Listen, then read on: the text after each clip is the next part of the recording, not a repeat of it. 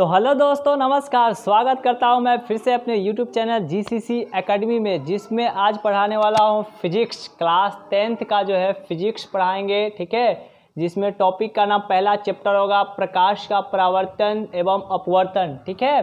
तो इस चैप्टर में क्या पढ़ेंगे? प्रतिबिंब पढ़ेंगे, प्रतिबिंब के प्रकार पढ़ेंगे, यह कैसा होता है इसका डेफिनेशन पढ़ेंगे, ठीक है। और उसके बाद फिर जो है प्रतिबिंब जो प्रतिबिंब होता है जो दो प्रकार के होता है उसके बारे में पढ़ेंगे, ठीक है। और उसको भेद के बारे में, उसके अंतर यानी कि डिफरेंट निकालेंगे, ठीक है। तो देखिए क्या है टॉपिक, क्या है प्रतिबिंब, क्या है यानी कि प्रतिबिंब किसे कहते हैं, प्रतिबिंब से आप क्या समझते हैं। एग्जाम में इस प्रकार से भी रह सकता है, ठीक है। तो देखिए प्रतिबिंब होता क्या है, जैसे देखो जिसको इंग्लिश में प्रतिबिंब को इंग्लिश में इमेज कहते हैं, क्या कहते हैं, इमेज बोलते हैं। तो देखिए प्रतिबिंब किसे कहते हैं, तो किसी वस्तु से आ रही प्रकाश की किरणें, किसी वस्तु से आ रही प्रकाश की किरणें परावर्तन या अपवर्तन के बाद जिस बिंदु पर संश्रित होती है या उस वस्तु से अपसृत होती हुई दिखाई देती है, तो उसे उस वस्तु का प्रतिबिंब कहते हैं। कहने का मतलब ये हुआ कि जिस वस्तु से आ रही प्रकाश की किरणें परावर्तन या अपवर्तन के बाद क्या होता है कि संश्रित होती है, मतलब कि जब समतल सतह पर पड़ता है तो क्या होता है, वह वापस की दिशा में यानी कि मुड़ जाता है।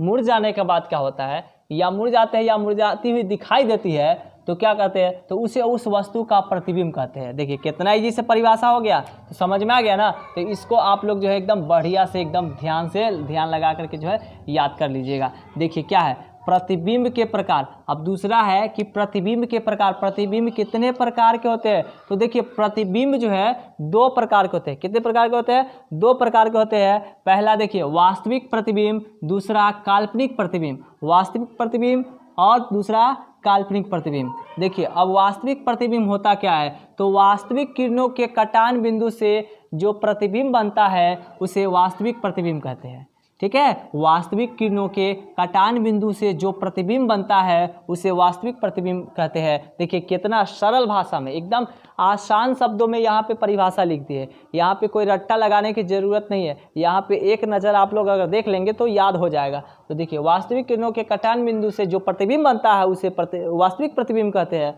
देखिए अगला क्या है, काल्पनिक प्रतिबिंब। दूसरा है काल्पनिक प्रतिबिंब किसे कहते हैं, यानी कि तो क्या कहेंगे, काल्पनिक किरणों के कटान बिंदु से जो प्रतिबिंब बनता है उसे काल्पनिक प्रतिबिंब कहते हैं। अगर किसी ने आपसे पूछ दिया कि काल्पनिक प्रतिबिंब किसे कहते हैं, क्या कहेंगे, काल्पनिक किरणों के कटान बिंदु से जो प्रतिबिंब बनता है उसे काल्पनिक प्रतिबिंब कहते हैं, ठीक है। तो देखिए अब देखिए काल्पनिक प्रतिबिंब को जो है एक दूसरा नाम आभासी प्रतिबिंब होता है। यानी कि काल्पनिक प्रतिबिंब को एक दूसरा नाम, जैसे कि एक आदमी का दूसरा नाम होता है ना, दो नाम होता है, उसी तरह से जो है ये काल्पनिक प्रतिबिंब का दूसरा नाम क्या है, तो आभासी प्रतिबिंब है। ये आभासी प्रतिबिंब। तो एग्जाम में पूछता ऑब्जेक्टिव टाइप क्वेश्चन कि काल्पनिक प्रतिबिंब को क्या दूसरा नाम क्या है, तो आभासी प्रतिबिंब है।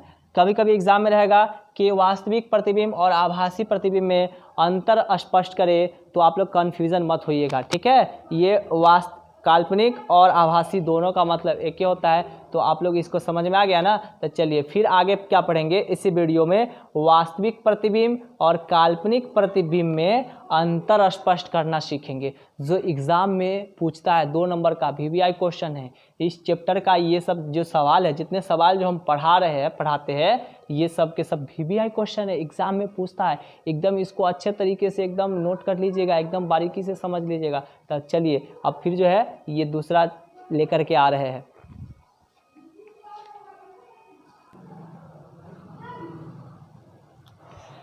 तो चलिए अब लेकर के आ गया क्या, वास्तविक प्रतिबिंब तथा काल्पनिक प्रतिबिंब में अंतर। ये बहुत ही VVI क्वेश्चन है, ये 2 नंबर का एग्जाम में पूछता है। तो आप लोग इसको एकदम बारीकी से समझ लीजिए और याद कर लीजिए। एग्जाम में एकदम बढ़िया से लिख करके आ जाइए और 2 नंबर आ जाएगा।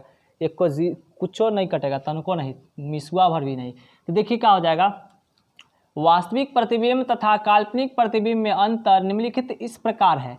वास्तविक प्रतिबिंब और काल्पनिक प्रतिबिंब में अंतर जो है निम्नलिखित इस प्रकार से है। देखिए इस प्रकार से है, देखिए क्या है तो एक बगल क्या कर देंगे, वास्तविक प्रतिबिंब लिख देंगे, एक तरफ वास्तविक प्रतिबिंब और एक तरफ इधर इस साइड में काल्पनिक प्रतिबिंब लिख दिए, तो ये लिख दिए। और इसी का दूसरा नाम क्या होता है, आभासी प्रतिबिंब। ठीक है, तो यहाँ पे कन्फ्यूजन मत होइएगा, अगर दे देगा कि वास्तविक प्रतिबिंब तथा आभासी प्रतिबिंब अंतर निकालिए लिखिए, तो यहाँ पे कन्फ्यूजन मत होइएगा। दोनों का मतलब क्या होता है, काल्पनिक का मतलब वही होता है, आभासी का मतलब वही होता है। ठीक है, तो चलिए देखिए क्या है, तो क्या एक नंबर में क्या है, तो क्या निम्नलिखित अंतर इस प्रकार से लिख देंगे। तो देखिए, यह वास्तविक किरणों के कटान बिंदु से बनता है। यह क्या होता है, तो वास्तविक किरणों के कटान बिंदु से बनता है। बात समझ में आ रही है ना, यह वास्तविक किरणों के कटान बिंदु से बनता है। और काल्पनिक में क्या होता है, तो यह काल्पनिक किरणों के कटान बिंदु से बनता है। यह काल्पनिक किरणों के कटान बिंदु से होता है, यानी कहने का मतलब यह काल्पनिक है तो काल्पनिक किरणों के कटान बिंदु से बनेगा, और ये वास्तविक है तो वास्तविक किरणों के कटान बिंदु से बनेगा। ये हो गया पहला। अब चलिए दूसरा अंतर क्या है, तो वास्तविक प्रतिबिंब हमेशा उल्टा बनता है। वास्तविक प्रतिबिंब जो रियल इमेज होता है ना, वो हमेशा उल्टा बनता है। क्या होता है, उल्टा होता है। और देखिए काल्पनिक जो प्रतिबिंब होता है, काल्पनिक प्रतिबिंब हमेशा वह सीधा बनता है। काल्पनिक प्रतिबिंब हमेशा वह सीधा बनता है। ठीक है, तो वास्तविक क्या होता है, उल्टा बनता है, और काल्पनिक हमेशा सीधा बनता है। चलिए आगे देखिए क्या है, इस प्रतिबिंब को पर्दे पर उतारा जा सकता है। मतलब जो वास्तविक प्रतिबिंब होता है ना, वास्तविक प्रतिबिंब, उसको पर्दे पर उतारा जा सकता है। कहने का मतलब पर्दे का मतलब कोई पर्दा, जैसे कि पीछे से बैक से, यानी कि कोई बैकग्राउंड दे देंगे, पर्दा लगा देंगे, है ना, यानी कि साइड झांपने वाला, तो उसको क्या बोलते हैं, पर्दा बोलते हैं। तो पर्दे पर उतारा जा सकता है। और इसमें देखिए काल्पनिक प्रतिबिंब में इस प्रतिबिंब को पर्दे पर नहीं दिखाया जा सकता है, यानी कि इस प्रतिबिंब को जो है पर्दे पर नहीं उतारा जा सकता है। ठीक है, काल्पनिक को नहीं उतारा जा सकता है और वास्तविक को उतारा जा सकता है, पर्दे पर दिखा देते हैं। ठीक है, अब देखिए क्या है, वास्तविक चौथा है, वास्तविक प्रतिबिंब दर्पण के सामने बनता है। वास्तविक प्रतिबिंब जो होता है दर्पण के सामने बनता है, एकदम फेस टू फेस बनता है। और काल्पनिक प्रतिबिंब जो होता है वह दर्पण के पीछे बनता है ना। यानी कि कहने का मतलब दर्पण, आगे जो पढ़ेंगे दर्पण, तो दर्पण के बारे में पढ़ेंगे, दर्पण के कितने प्रकार होते हैं, और दर्पण में सिद्ध करने वाला दर्पण सूत्र क्या होता है, उसको भी पढ़ेंगे, वो भी बहुत ही VVI क्वेश्चन है।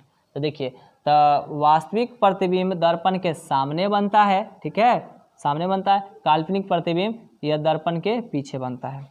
तो इस तरह से जो है, यानी कि ये प्रतिबिंब का अंतर, यानी कि दोनों प्रतिबिंब में अंतर निकालिए। ये VVI क्वेश्चन है, ये एग्जाम में पूछता है।